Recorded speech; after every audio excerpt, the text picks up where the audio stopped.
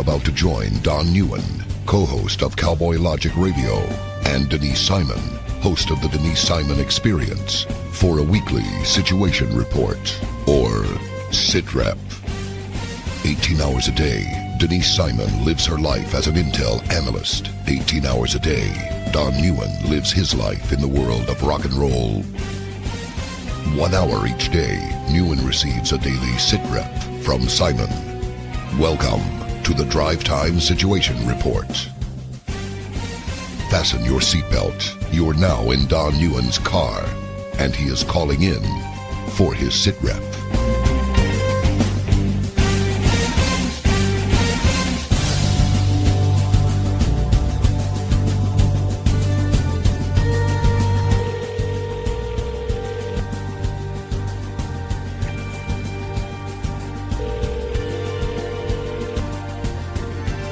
Smello. What's up, Niecy? It's me. Don Neuen, what a day, and I'm so glad you called. I bet you are, girl, because it's Monday. And Mondays mean all kinds of stuff that's been festering over the weekend. Ladies and gentlemen, let me welcome you to tonight's Drive Time Sit Rep. My name is Don Neuen. I'm the co-host of Cowboy Logic Radio.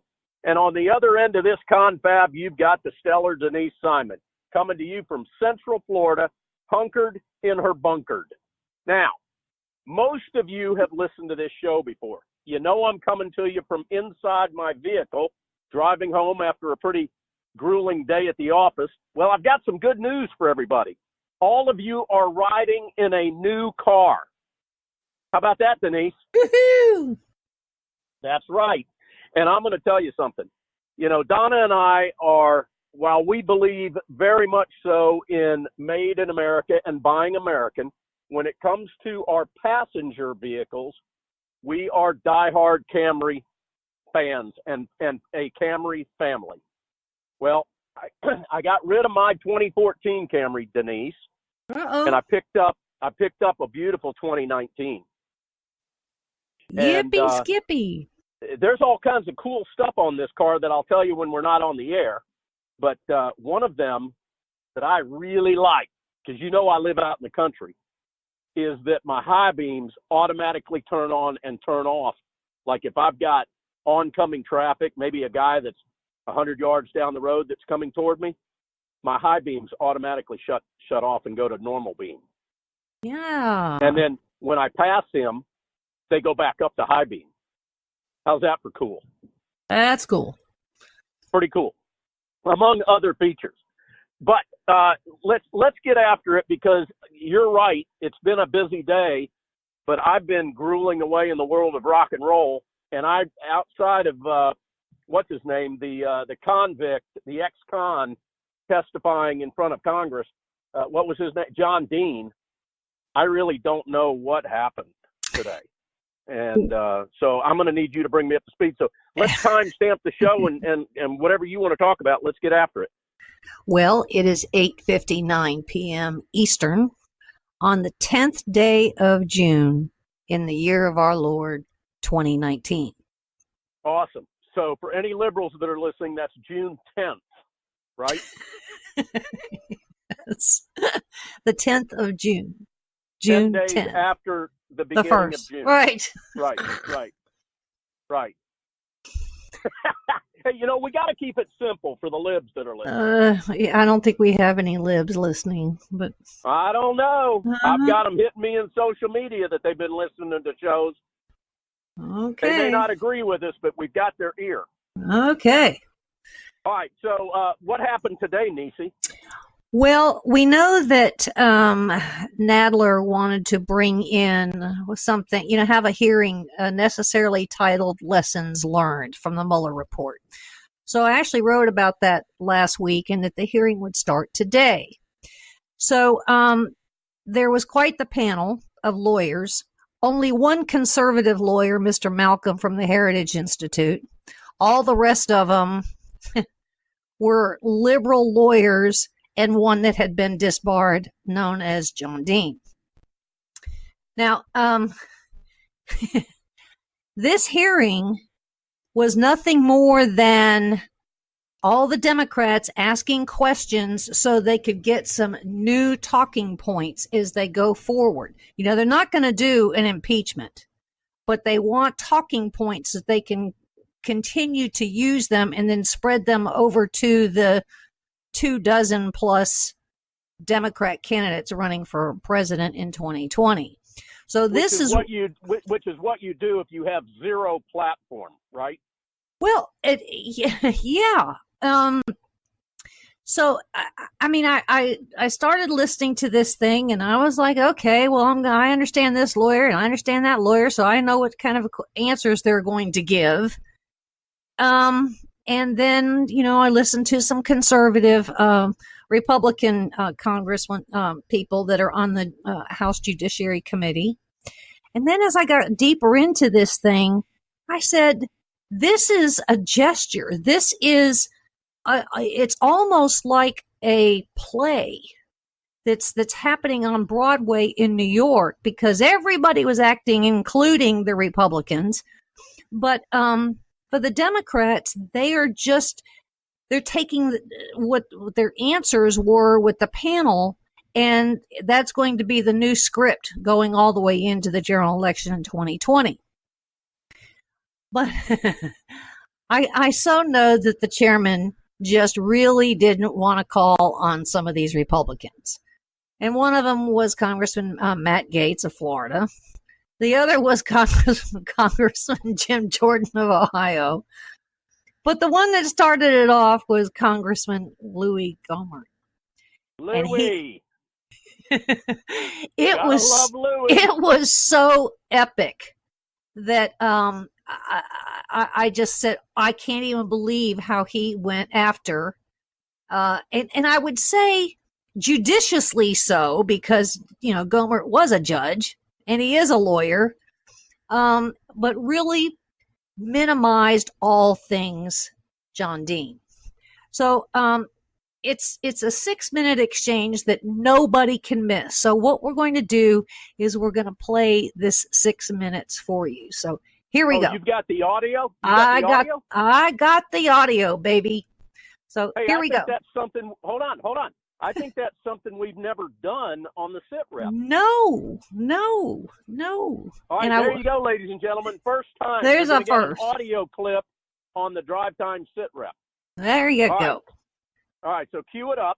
Cue it up. Here it is. 1, 2, 3, go. The gentleman from Texas, Mr. Gohmert. Thank you, Mr. Chairman.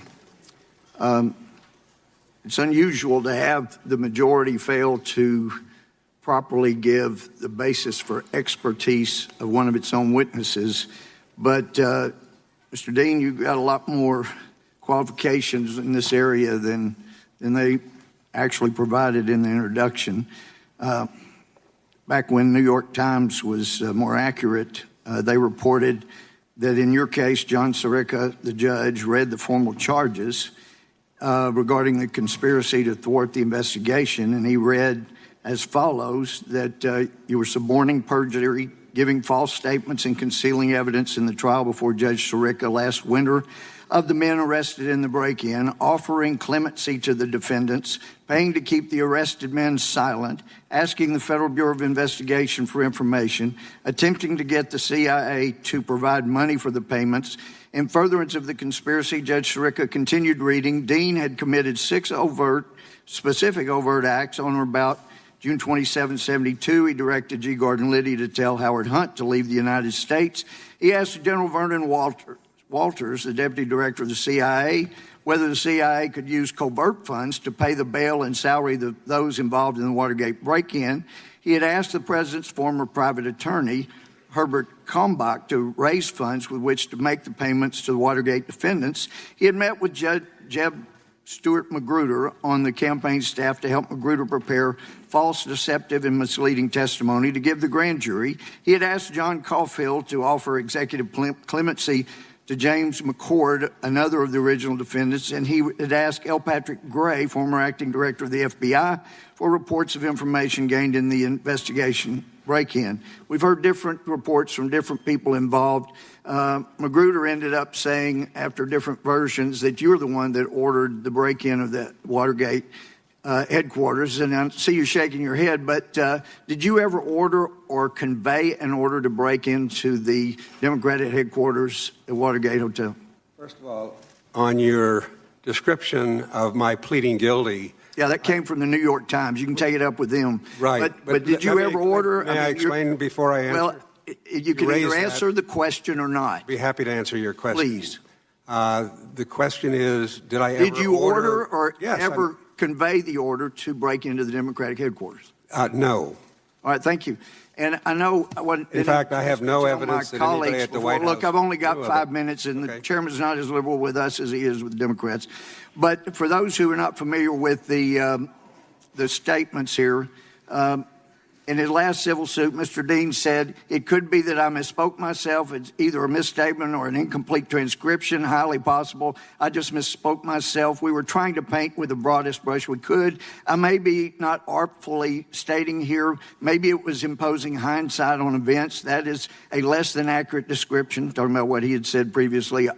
Obviously, it was a self-serving answer, so maybe I can help some of my colleagues if you're tempted to go after questions like that. But I don't even know what you're referring to. It was the last civil suit you were involved in with Mr. Liddy, where he had begged you to sue him because he called you the biggest liar in the world and things of that nature. And you finally sued him with a bunch of other people and ultimately dismissed the case against him without going to trial, as he had asked you to do. That is not correct. Let me... There are similarities, you're right, with regard to Watergate. And both an administration was seeking to illegally spy on another candidate. And both people were hired to attempt to gather evidence that could be used against a candidate. In Watergate, the committee to re-elect the president hired burglars to break into the DNC headquarters. In Watergate, administration officials tried to find ways to use federal dollars to pay for their criminal spying. In Russiagate, members of the federal government used the Intel, DOJ, and FBI communities to attempt to defeat a presidential candidate, then when that failed, to have him removed from office. In Russiagate, the Clinton campaign and the FBI paid a foreign agent to collude with Russians to produce opposition research that turned out completely false, as the Mueller report indicated, that could be used to commit a fraud upon the FISA court and get multiple warrants to spy on opposition campaign. In Russiagate, it was the Clinton campaign through Fusion GPS in concert with the FBI, possibly intelligence, who hired people to do the spying. And what really bothers me, oh, and by the way, Professor White Vance, I have an amazing admiration. I used to tell people, if you ever talk to a lawyer that says, I'm going to win at court on this and I'll win the appeal, you run from them because they're either incompetent or they're corrupt, but you have such amazing ability. You know you could win at court on an appeal, so I'm in admiration. But let me tell you, the frauds that were committed on the FISA court in this matter and the abuses of American citizens' Fourth Amendment rights and the fact that people who once cared about this country's Fourth Amendment rights are now more concerned with taking out another party's president, making sure he doesn't get reelected, tells me that we are in a greater danger for our Constitution at this time than we were from the outside World War II. And I appreciate getting nearly 30 seconds short of what y'all did. Thank you. Was that not just epic? Holy cow. Now, I got to tell you, I heard that, but you got to realize that I'm in my car and I'm listening. I'm trying to listen to it play in the background. Now, ladies and gentlemen, what we're going to do so that this is good fidelity for you all to hear is I'm going to get that sound bite, that clip from Denise, and we will have already put it in the show. Denise, I need you to help me understand and unpack what I was desperately trying to listen to. With very low fidelity. Well, let me put it to you this way. You know how the Democrats built up Michael Cohen. They thought he was going to be a stellar witness, the week before he reported to prison. So he was, right. Yeah. Well, they wanted to do the same thing with John Dean, and John Dean kept taking us back to Watergate. How many years ago? 40? I mean, I don't even know how many years ago that was. Was I born then? Probably, but anyway. Congressman Gates even said to John Dean, "You're here as a prop." Now, John Dean said, "I'm not here as a Gates fact." Actually said that? Yes. Gates said that? Yes.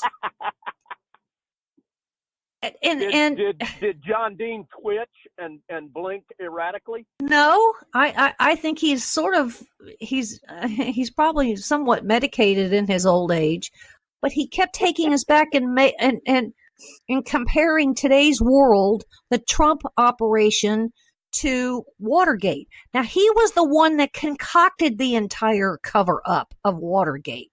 He was the one that pulled all the strings, and then he knew he was going to go to prison. And so, he decided he was going to cooperate, which reduced his sentence in a country club prison, I might add. Right. So, to be honest with you, I'm actually happy that they brought in John Dean. I really thought today, we've had 5 days of on and off thunderstorms all day long for the last 5 days. This was a ray of sunshine for what Louis Gohmert said to John Dean. But it was also followed up 2 witnesses later by Jim Jordan. Because John Dean is essentially discrediting the entire Trump administration. So what does Jim Jordan do? Well, he steps up and he goes, oh, this is a failed presidency. Well, look at unemployment, look at the tax reform, look at listed all these successes of the Trump administration so far. And then here comes Congressman Matt Gaetz that essentially, he had all kinds of cool platitudes in his presentation too. And then just called him a prop. So, it was quite John Dean, you're a prop. It was quite the remarkable moment today. And I would say, John Dean wrote a book either while he was in prison or directly after he got out of prison. And then he wrote another one. Like, he is the new,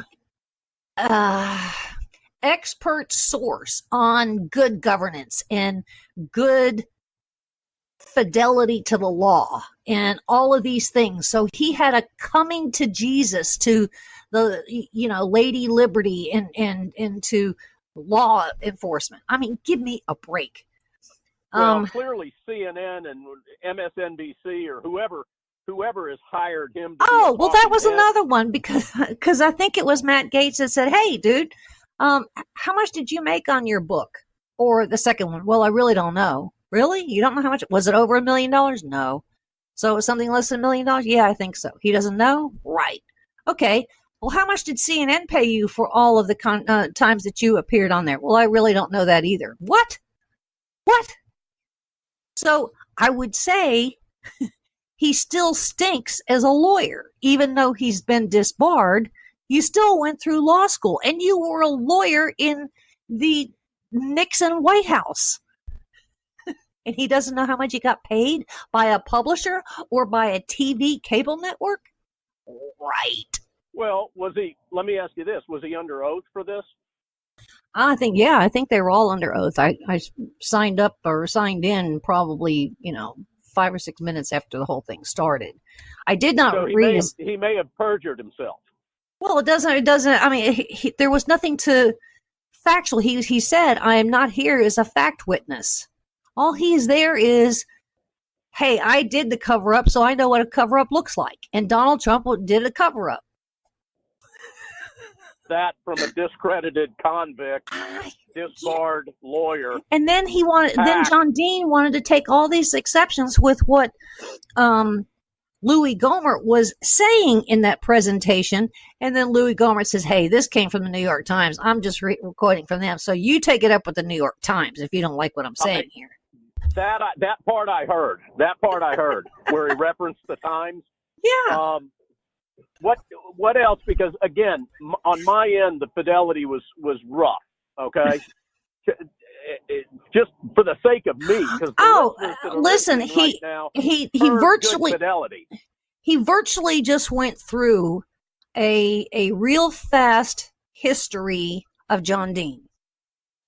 That's really what he went through. So he just kind of listed all these things out there, and then he selectively listed news articles that were written about John Dean. So he just took people back because, a lot of people out there today weren't even born, or if they were born, they could have been, in their something less than their teenage years or younger. So they wouldn't even remember who a John Dean was. So Louis Gohmert was taking us through history. I mean, well, thank you, Louis Gohmert. Indeed so. It was a remarkable moment. Let me ask you this. What else did you get from the testimony today, outside of what you've already shared about that's just it. And Jordan? That's really just it. I take a clinical approach to things. I don't get emotional unless it's just funny. And that, there were those three fellas were wonderful.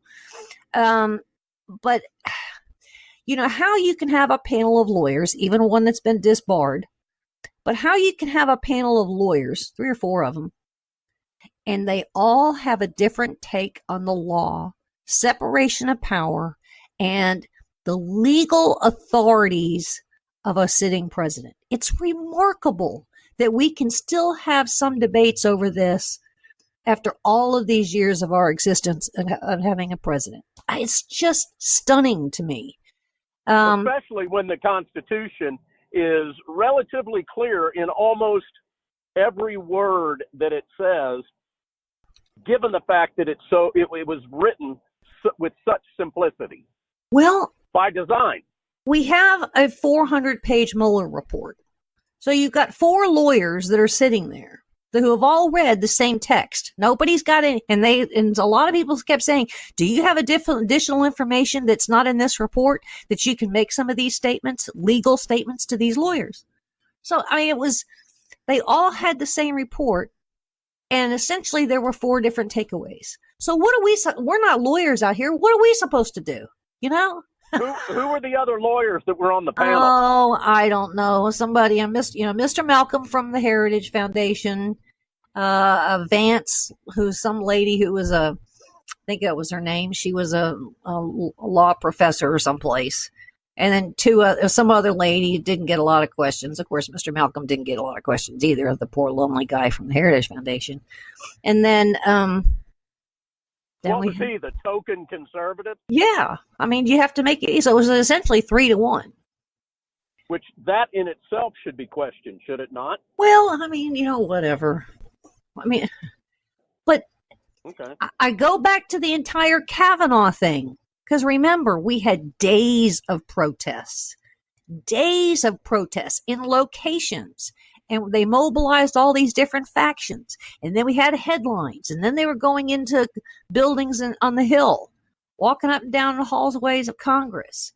They were standing out in front of the Supreme Court. They were, So, trying to beat the doors down. Remember that? Well, yes. And then at Kavanaugh's house. And so, that took some tremendous orchestration. And this is exactly what today was really about, too. So they're orchestrating a new script from today going forward until 2020 of what not only the Democrats in the House and the Senate are going to use, but then what CNN and Rachel Maddow and, all the rest of them are going to use, but then the 24 presidential candidates. So today was, hey, here's your 3-ring binder, and it's already indexed for you. These are all the things that you get to say about Donald Trump in the Mueller report.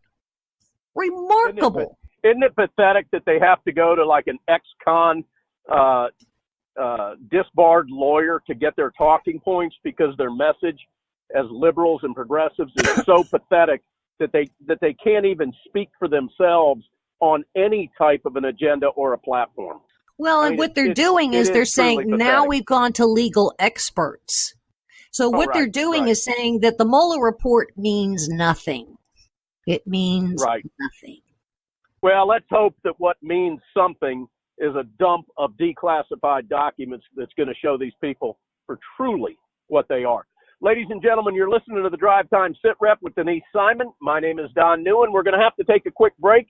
When we get back, there's no telling where Denise Simon is going to take us.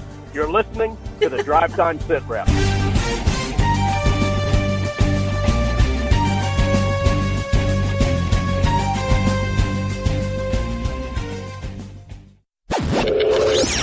Check us out on the web at cowboylogic.us.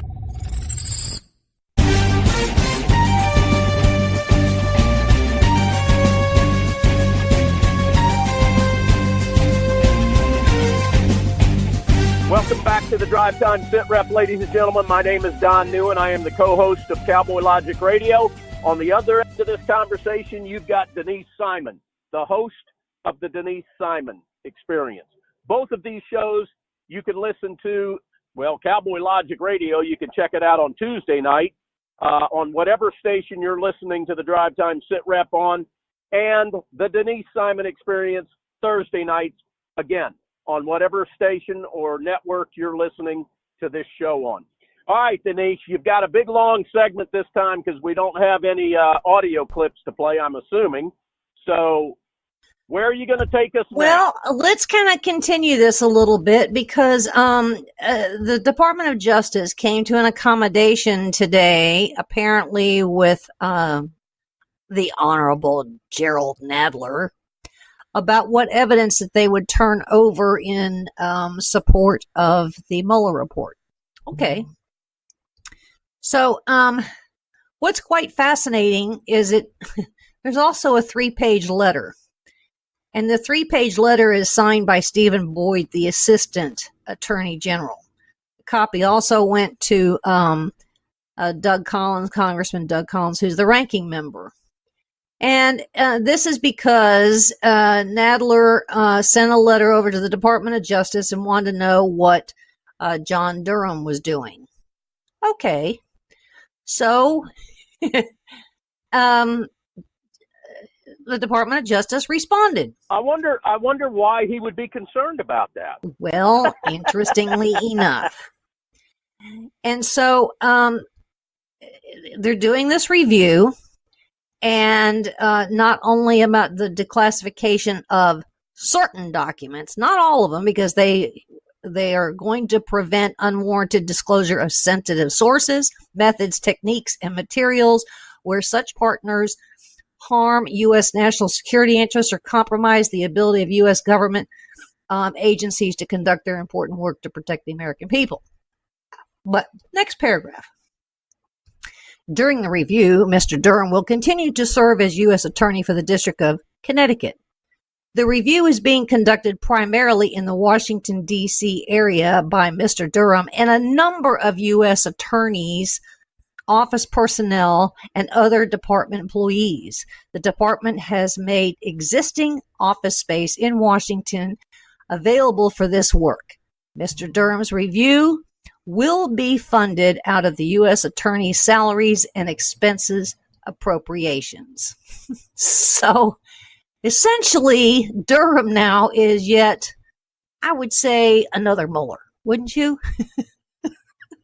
Sounds like it. I sure hope he's on our side. Sounds like it to me. So, yeah. Now that's why the Nadler committee decided that they were going to suspend/postpone any vote on taking any kind of action on A.G. Barr and Don McGahn, the former White House lawyer, because they were going to vote to put them in contempt. So we're not doing that right now. So it looks like the Department of Justice is wielding a rather large stick. But, you know, he's giving the Nadler people, and I would say Nancy Pelosi, just enough to shut them up for a little while. See what I'm saying? Do you believe that's because he's seriously going to lower the boom? Well, do you think this is going to be rewarding? I'm hoping so, but you know, I'm not one to operate on hope. No, I know that. You know, I'm just more of a man. We've been taking it in the rear end for a lot of years. I'm about ready to pull the stick out and throw it away. You know what I mean? Yeah, I get it. But I would say, it has been determined that the I.G. Horowitz report now will not come out in June. There are some that are speculating it won't come out until July. Remember, we have Independence Day celebrations, and we might put it out then. You know, things always happen in interesting timing. Let me ask you about Huber. Just gonna say that Just going to say that I read something last week that I did not know about, that his work has actually been suspended, waiting for Horowitz's report. And why do you think that happened? Don't really know. Well, what's your gut telling you? Because I know you didn't sit around and just take that with a grain of salt. Well, I'm almost of the notion that he's really finished. My gut kind of tells me, the way Washington, D.C. works, that he's really finished. They're just saying that he hasn't put all the I's, dots on the I's and crosses on the T's yet. So that's why they're saying that it's suspended. I have a feeling that he's really finished. All right, now, look into that Intel Analyst crystal ball that you hate looking into. If you were going to take a guess at who the winners are going to be and who the losers are going to be 6 months to a year down the road, who do you think they're going to be? Winners and losers. Well, it was announced either yesterday or today, very quietly so, that John Kerry will not run for president in 2020. Now, why would he bother to say that? Why would he bother? Because he was the head of the corrupt snake of the State Department. That's a good reason. And because there was some interesting emails that came out in the last couple of days. As a result of the good work that Judicial Watch has done with FOIA and going to judges. And it appears that there are some fascinating outside groups that were essentially employed and deployed under the management of John Kerry while he was at the State Department. And one has to do with a fellow by the name of Thomas McClarty. Now, who the heck was he? Well, he was Bill Clinton's first White House chief of staff. Of course, he was followed up by James Baker and then Leon Panetta. But what's he doing now? Glad you asked. He has something called McClarty Associates, which is known as an international strategic advisory firm headquartered in Washington, D.C. Oh, well, it seems that he was quite involved in pulling some strings with, I would say, Joseph Mifsud or Stephen Halper. Yep. So we have that little component. I think that is part and parcel why Mr. John Kerry doesn't necessarily want to run for president. Just kind of weird that it came out and I'm not running for president. Oh, why would you bother to say that? Yeah, given the fact that nobody really thought you were anyway. Exactly. So, now we have the reason this all came out is because Chuck Ross over at the Daily Caller, he actually helped out Judicial Watch with some of these emails. And so John Kerry could be a loser in this. A fellow by the name of Jonathan Weiner, Winer, he was a longtime associate of John Kerry's. Well, he had set up a meeting in 2014 with another organization called APCO, APCO, which is an international consulting firm. And it appears that John Kerry had called on him quite a lot. Well, Weiner, whatever his name is, he had set up a meeting in November of 2014 between Steele and, who, again, he was the former MI6 officer, McClarty and Associates. All right, hold on a second. Hold on. He set up a meeting with Steele in 2014. Yippers. Do you think that might have anything to do with Flynn? Well, not so much. I don't know, Nisi. Well, we're not mentioning. I haven't been through the emails, so I can't, but I'm not convinced of that.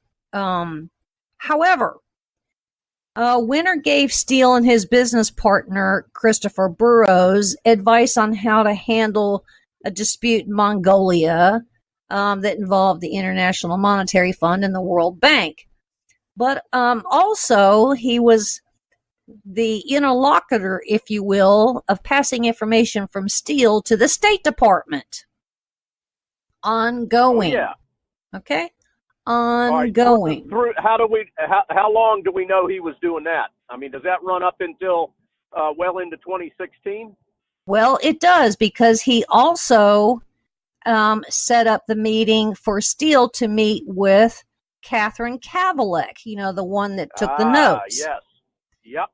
Okay, Yep. but who else was Winter? Well, he happened to be the special envoy to Libya.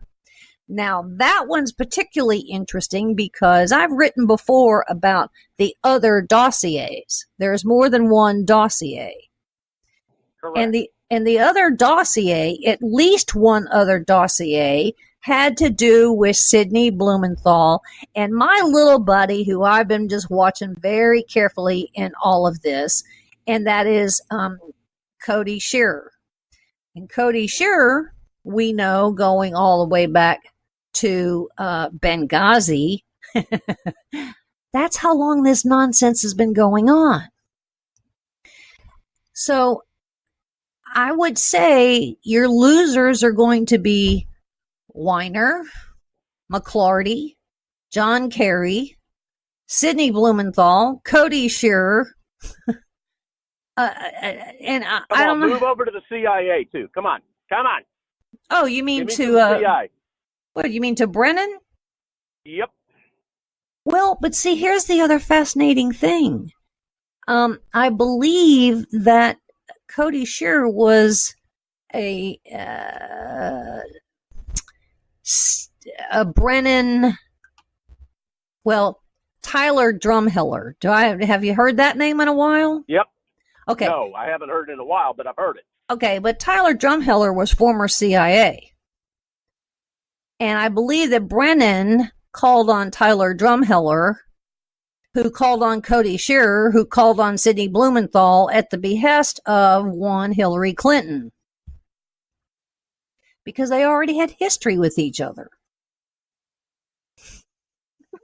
Very incestuous, if you ask I can't even tell you how incestuous it all is.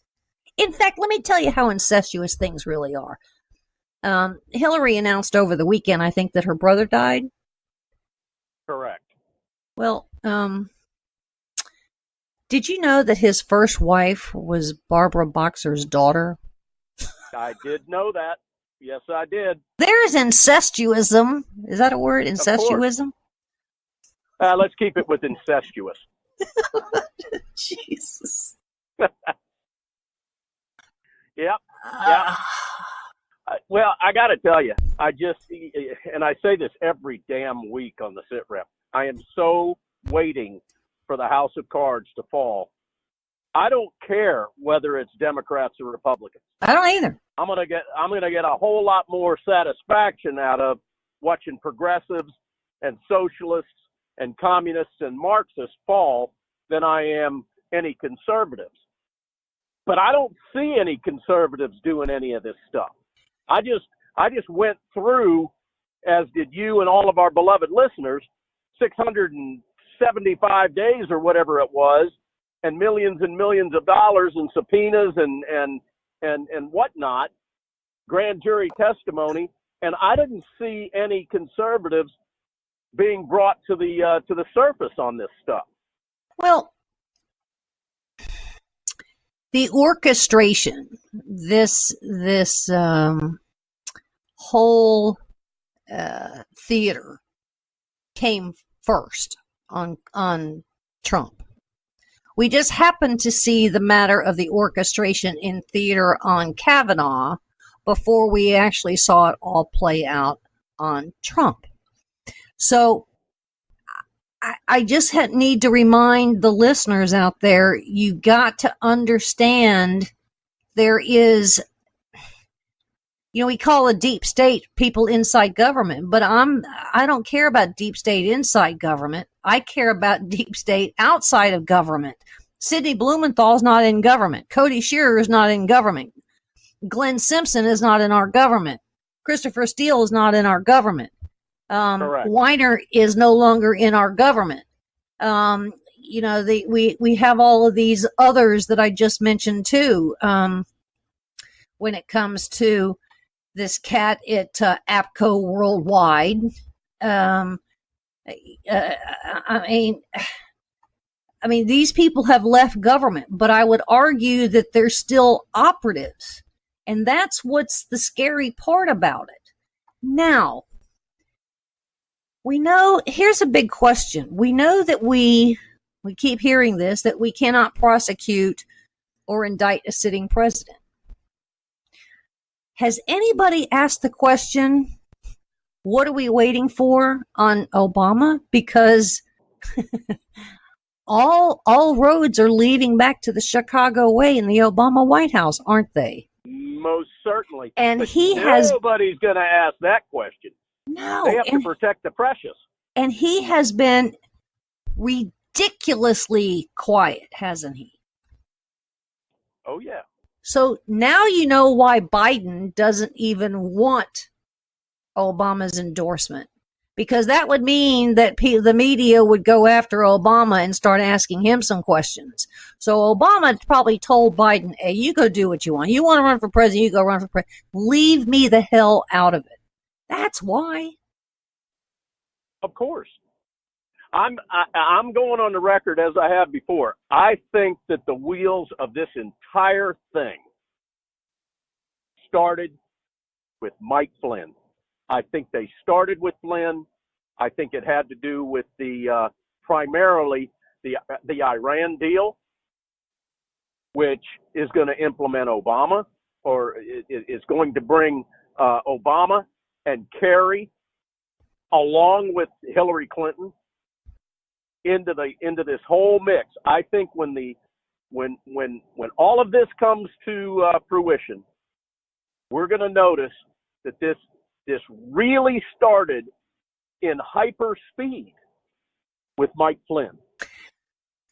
Okay, I heard. I think you've said that before. I'm not going to necessarily buy into that one because they were going after Trump before Flynn even joined the Trump operation. They were going after Flynn before Trump even made his announcement. Right. That's what I'm saying. Okay. I think the wheels of this started with Flynn. And the only reason that Trump was brought into this is because he beat Hillary Clinton. If Hillary would have won the election, every bit of this, including what they did to Flynn, would have been swept under the rug. Well, let me remind the listeners of something that I have not forgotten. And I spent many a night actually collaborating with Cheryl Atkinson on Twitter, going back to the original WikiLeaks cables drop. Remember that one? Yeah. When those cables came out, it was determined that Hillary Clinton had used her ambassadors and all the strings at the State Department to essentially have a dossier on all leaders across the globe. And she had to, once those cables came out and Gaddafi was reading his and he was furious and she had to go on an apology tour. Do you remember that one? Actually, I don't. I don't remember her ever apologizing for anything. Well, I don't know. Well, she did. She went on an apology tour and she essentially said, I had some rogue people, that were working in the diplomatic wing and, we have straightened some of these things out and so forth and so on. And one of them, interestingly enough, was Ambassador Kretz, Kretz. Now, he was the ambassador to Libya before our dead ambassador. Chris Stevens. And yes, and he was removed because of those cables. So this is the modus operandi of Hillary Clinton. How much of this do you believe is directly connected to Hillary Clinton? How much of this do you believe is directly connected to Barack Obama and much of his administration? And how much do you believe is directly connected with all of them?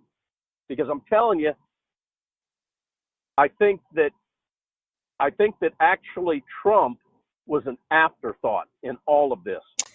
Well, and that's afterthought when he won. That's the interesting part of this, because if you listen to George Papadopoulos, before he went to work for the Trump administration, he was working for Ben Carson. And he made a statement a couple of weeks ago on TV that, looking back, there were some weird things that were happening inside the Ben Carson campaign that I think he was beginning to remember. Now, the big question is, did any of these weird things happen to Marco Rubio or to Ted Cruz? And we don't know the answer to that question because no one's asked. And I almost did when I was on a conference call 2 weeks ago on Ted Cruz, but they didn't get around to me. So that's okay. Well, that's like almost being pregnant there, Denise. I mean, why didn't you ask it? Well, because they had so many other, as soon as I got on the call, I pushed the number, but apparently, they only took calls from those people that were contributing campaign contributions. Okay, so you didn't pay to play. No, I didn't. I got you. But anyway, this was really quite interesting. Now, Cody Shearer, Tyler Drumheller, who's dead, by the way, we have to remember some of those names going back to Benghazi, but then you have to go back to the original cables dump. And I remember going through so many of those, especially when Russia invaded Crimea. There was predictions back then that this was going to happen. So, Obama couldn't say it was a big surprise. It wasn't. Obama thought everything was a big surprise. Yeah, I know. But there wasn't even a smidgen. Right. Hey, before I forget about it and before we run out of time, Merry Christmas, Denise. Oh, yeah. Merry Christmas to you. Now, let me go over a couple other things real fast. And that is that the fact that Congress was going to give themselves a raise, that they were going to bundle into some other kind of $1 trillion funding bill. That little section of the funding bill has been removed. So they have suspended giving themselves the $4,500 year raise. So we got that. Well, I got to tell you, if that was not if it had come to a vote and there would have been a single Republican that would have voted for that, I would have crapped barbed wire. Another one is that Trump appointed Ken Cuccinelli as the acting director of the agency USCIS, which is, I don't know, it has to do with immigration. Apparently there were some emails that went around, so I'm happy that he's doing that. I did get some indication that was going to happen about 2 weeks ago, but apparently in some emails that he's now in the acting role. Well, Cuccinelli's a good egg. He is a good egg. He is a good egg. He is a very good egg. So there were lots of fascinating things that happened today. But Gomer, he put sunshine in my day. I thought you were going to give me a bombshell, but I'll settle for the sunshine today. It was just, I needed a moment like that. I get caught up in things North Korea and Russia and, hearings on just John Kerry's and the Hillary.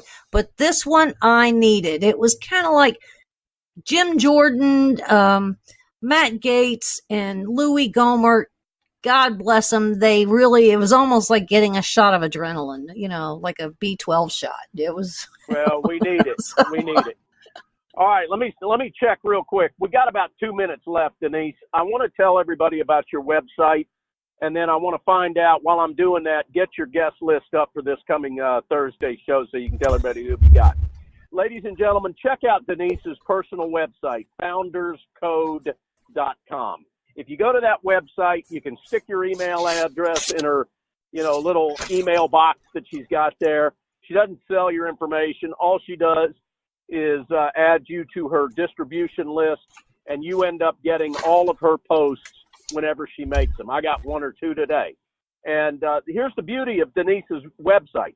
All of the information on it is already vetted. She's already done all the hard work for you so that you can read it and you can redistribute it, you can talk about it, and you can do it with confidence because it's got integrity, unlike so much of the crap that we all see in social media.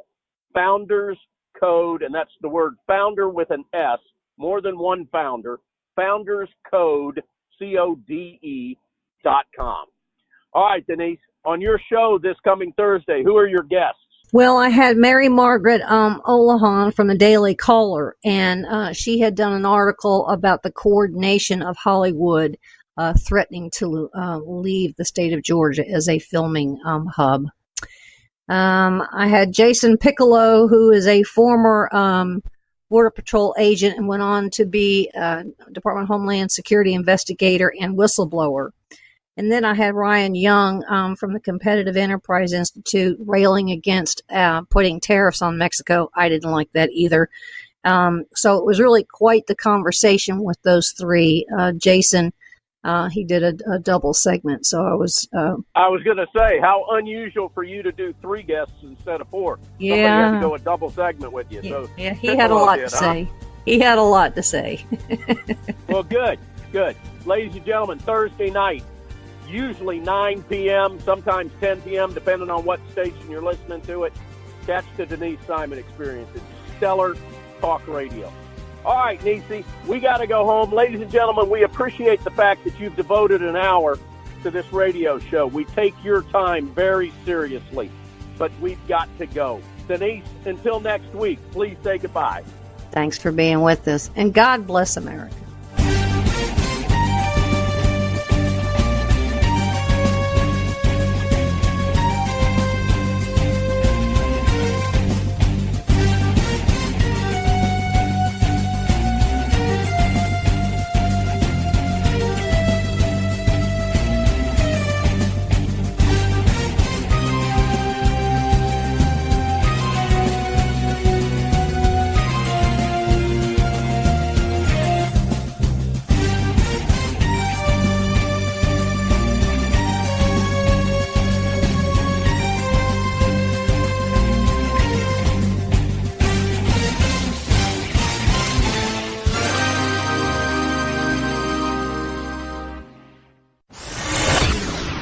Check us out on the web at cowboylogic.us.